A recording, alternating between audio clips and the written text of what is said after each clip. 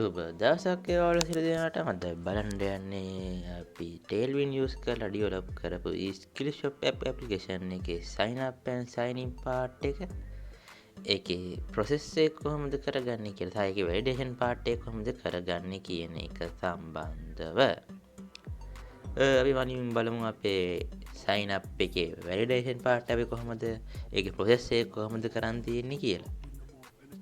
ඉතින් මේ තියෙන්නේ අපි ඩෙවලොප් කරගත්ත skill shop application එකේ sign in part එක අපි මුලින් බලමු sign up එකේ process එක කොහොමද හදාගත්තේ කියලා. මෙතන sign up එකට අපි ආපුවාම මෙතන අපි account එකක් create කරන්න හදද්දී මම මෙතන validation වගේක් දාන්න තියෙනවා. මේ ආකාරයට ඔයාලට බලා ගන්න පුළුවන්. මෙතනදී all fields are required කියලා. ඊට පස්සේ අපි මෙතන නමක් enter කරමු දැනට. මම දාන්නම් sample නමක් විදිහට John. මෙතන දාන්නම්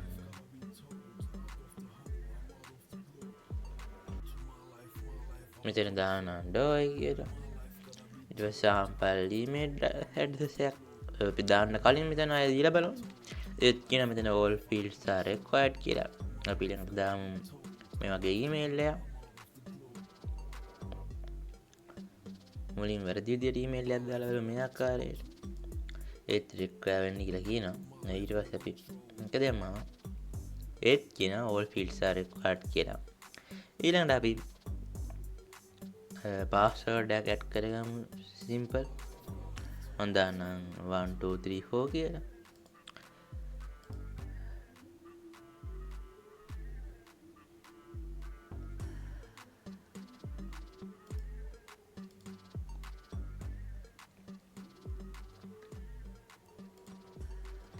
එතකොට මේ විදිහට එනවා මම මෙතන දාපු password එකට මේක password search same නැත්තම් මේ විදිහට password do not match කියලා එනවා.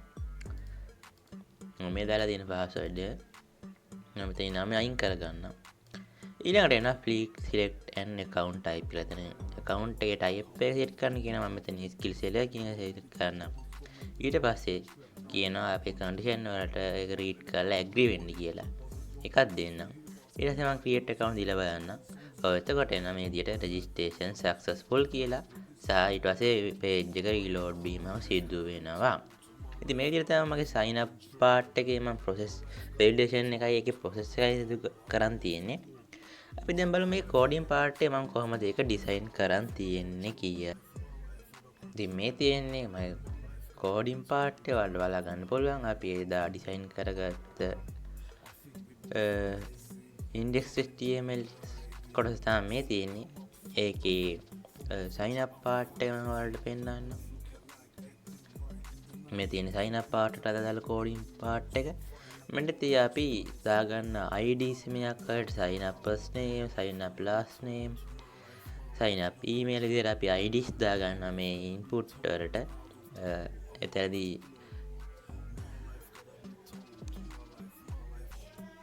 මෙතනදී user enter කරන data මෙතනදී user enter කරන data මේ IDs වලින් catch කරගන්න මේ විදිහට වලට බලා ගන්න පුළුවන්. sign up confirm දාලා තියෙන්නේ මෙතන ID විදිහට. ඒ වගේම account type එකේ user select කරන data ටික ගන්න අපි මෙතන දාන්න තියෙන IDs වලට බලා ගන්න පුළුවන්. මෙතන මම දාන්න තියෙන account type seller, එයා දාන්න තියෙන account type buyer සහ term condition වල values ගන්න මේ ආකාරයට term condition කියන IDs මම use කරලා තියෙනවා. ඒ වගේම මේ IDs මම use කරලා අරන් යන්නේ auth.js කියන එකට. auth.js ෆයිල් එක මම මෙතනදී අපේ body එකට මේ ආකාරයට link කරන් තියෙනවා මෙතනින්. ඊට අපි එතෙන්ට ගියාම ඔයාලට බලා ගන්න පුළුවන් අපේ auth.js ෆයිල් එක. මේ තියෙන්නේ auth.js javascript ෆයිල් එක. මෙතනදී අපි දාගත්ත IDs ටික මම මෙතනදී IDs වල values මේ විදිහට අරන් document get element by id කියන එයාට IDs catch කරන් මේ variable වල මේ විදිහට save කරලා තියෙනවා නැත්නම් store කරලා තියෙනවට බලා ගන්න පුළුවන්. දැන් මෙතන මම දාන්න තියෙනවා validation part එක මේ විදිහට. දැන් ඔයාලට මම ඉස්සෙල්ලා පෙන්නුවා වගේ all fields are required කියලා එන්නේ. f name එක empty නැත්තම්, l name එක last name එක empty නැත්තම්, email එක empty නැත්තම්, password එක කන්ෆර්ම් පාස්වර්ඩ් empty නැත්තම් තමයි අපට ඊළඟ පාර්ට් එකට යන්න පුළුවන් වෙන්නේ. ඒකක් හරි empty නම් අපේ මේ if condition එක තුළ තියෙන command එකට ගිහිල්ලා all fields are required කියලා අපට view වෙනවා. ඊළඟට password එකේ length එක මේ විදිහට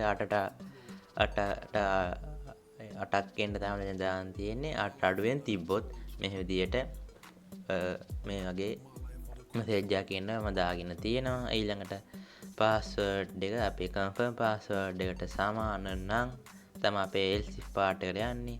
නැත්නම් මේ ඇතුලේ තියෙන password do not match කියන command එක view වෙනවා. ඒ වගේම මෙතන account type එක set කරලා තියෙන්න ඕනේ. එතකොට account type එක set කරන්න නැතුව user එක ගියොත් මේ ආකාරයට please select an account type කියලා වැටෙන්න හදලා තියෙනවා. ඒ වගේම condition එකත් ඒ විදිහටම දාගෙන තියෙනවා. ඊට පස්සේ මම මෙතන දාන් තියෙන මේ details ටික ඔක්කොම form එකක් ඇතුළට මේ ආකාරයට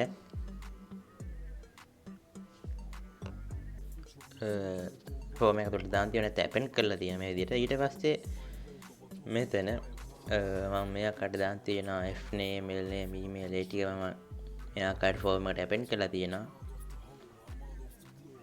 ඊට පස්සේ මෙතන account type එක check කරලා තියේ. ඔයාලට බලා ගන්න පුළුවන් මෙතන account type එක මම check කරලා තියේ. එතනදී මම කරලා තියෙන්නේ if else යොදාගෙන කරන validation එක short කරලා තමයි මේ විදිහට මම මෙතන දාන් තියෙන්නේ. එතනදී මම කරලා තියෙන්නේ account type එක seller කෙනෙක් නැත්නම් account type එක seller නම් seller කෙනෙක් කියලා check කරලා type එක seller නම් ඒකේ value එක අරන් තියේ. නැත්නම් ඒකේ else part එකට යනවා නම් account type එක seller නෙමෙයි නම් type එක buyer නම් ඒකේ value එක අරන් මෙතන අරන් තියෙන්නේ. ඒකේ value එක මෙතනදී read එතන ඊට පස්සේ අපි මේක ajax දාගෙන මේ ආකාරයට අපේ process file එකට යවන්න ඕනේ. ඒකට අපි මෙතන හදන් තියෙනවා ajax form එක. මෙතන read state එක 4 නම්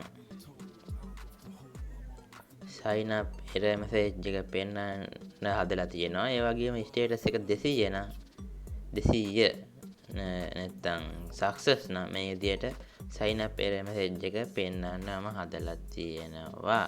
ඔයාලට බලා ගන්න පුළුවන්. ඒ වගේම set timeout එකක් මම මෙතන use කරලා තියෙනවා. ඒත් එක්කම window එක reload වෙන්නත් මම මෙතන දාන් තියෙනවා. ඔයාලට කලින් output එක පේනවා වගේ. මෙතන success part එක නැත්නම් response text එකේ success part එක එන්නේ නැත්නම් ඒක else එකට යනවා. else part එකේදී මේ විදිහට response text එක view වෙන්න මම මෙතන දාන් තියෙනවා. ඒ වගේම මෙතන status එක 200 වෙන්නේ නැත්නම් success වෙන්නේ නැත්නම් ඒක else part එකට ඇවිල්ලා request failed කියලා response text එක view වෙනවා මෙතන දාගෙන තියෙනවා. ඒ වගේම අපි මේ හදාගත්ත form එක post method එකෙන් ready post method එකෙන් create account process.php කියන ෆයිල් එකට මම pass කරන් තියෙනවා මේ විදිහට. ඔයාලට බලා ගන්න පුළුවන්. ඊට පස්සේ අපේ database එකේ connectivity එක හදාගන්න ඕන කරන connection file එක මම මේ විදිහට හදාගෙන තියෙනවා. ඒකෙදි මම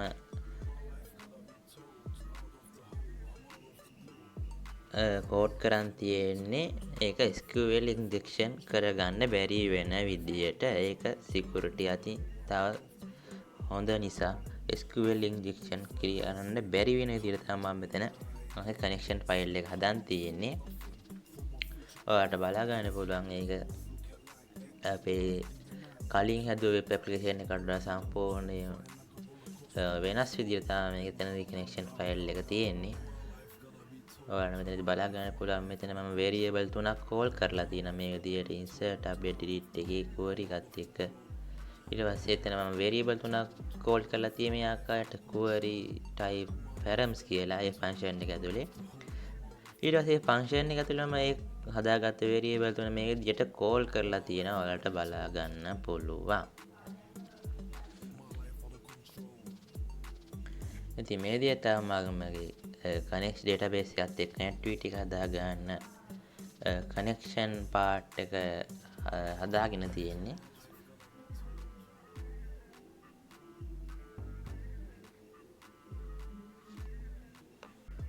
ඊට පස්සේ මේ තියෙන අපි හදාගත්ත ෆෝම් එකේ එව්ව ෆයිල් ටික තියෙන create account process part එක.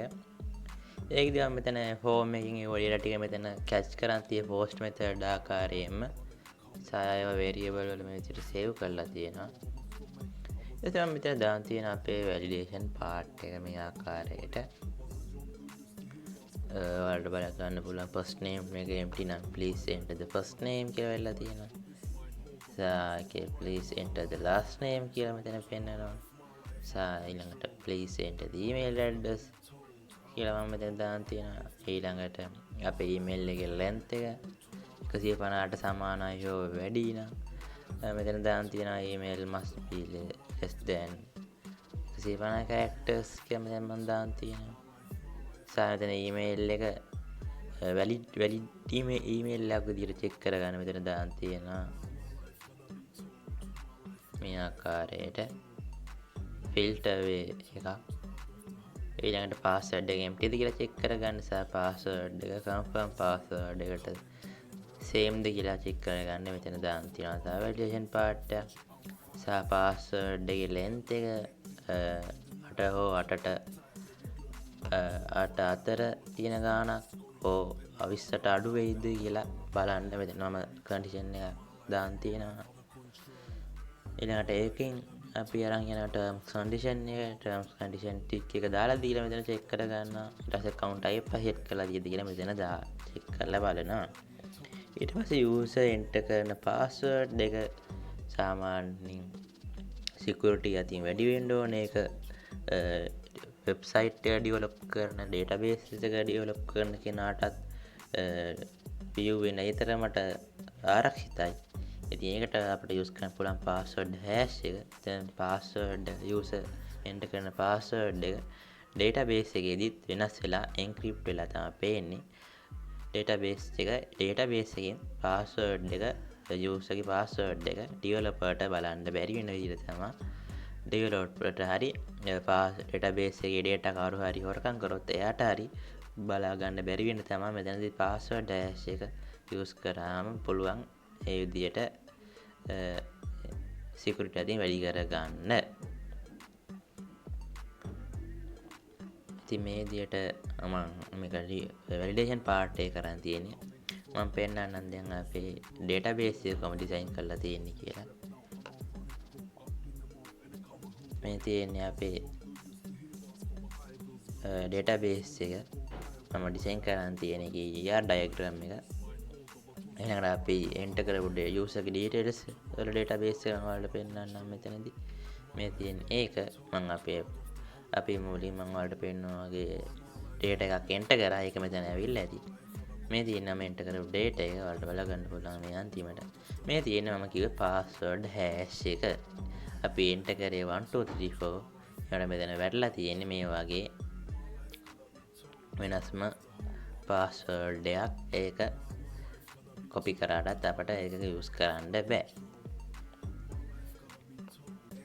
ඊට පස්සේ අපි password මෙතන මම අරන් තියනවා බලා ගන්න පුළුවන්. ඊට පස්සේ අපේ database එකේ account type එක මෙතනදී check කරලා තියෙන මේ ආකාරයට.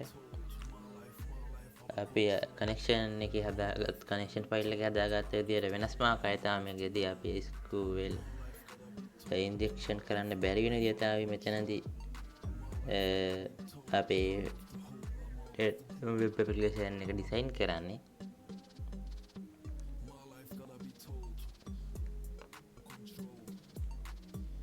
මෙතන බලා ගන්න බලන්න මම කෝඩ් එකක් enter කරන් තියෙනවා මේ ආකාරයට. ඊට පස්සේ මම මෙතනදී fetch assoc කරලා තියෙන result එක. ඊට පස්සේ fetch assoc කරලා ඉන result එක raw කියන variable එක save කරලා තියෙයි. ඊට පස්සේ අපේ account type id කියන එකට එන result එකයි raw එකේ id කියන variable එකයි same නම් මෙතන මම දාන තියෙන else part එකට ගිහිල්ලා invalid account type කියලා වැටෙන්න. ඊට පස්සේ එකෙන් exit ලා තියෙනවා. ඊට පස්සේ ඊමේල් එක ඕල්රෙඩි එක්සිට්ද කියලා මෙතන චෙක් කරලා තියෙන මේ ආකාරයට.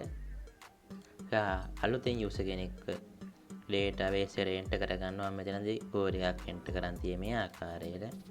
මෙතන බලා ගන්න පුළුවන් මම මුලින් query එක එන්ටර් කරලා තියෙන මේ විදිහට. ඊට පස්සේ value එක එන විදිහටත් ඊට පස්සේ ඒ value එකේ type එකත් මෙතන මම දාන්න තියෙනවා මේ ආකාරයට. අන්තිමට ඒකේ params කියලා මෙතන මම දාන්න තියෙනවා අපි හදාගත්ත variable name ටික. ඊට පස්සේ මෙතන මම අරන් තියා අලුත් users ගේ ID එක. ඒකත් ඒ විදිහට තමයි අපි අරන් තියෙන්නේ. මෙතන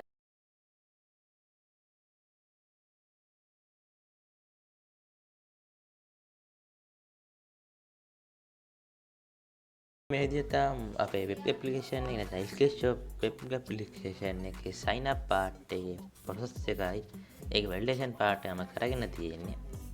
ඊළඟට අපි sign in part එකේ process එකයි validation part එකයි ඊළඟ වීඩියෝ එකෙන් බලමු. එතකන් වලට සුබ දවසක්.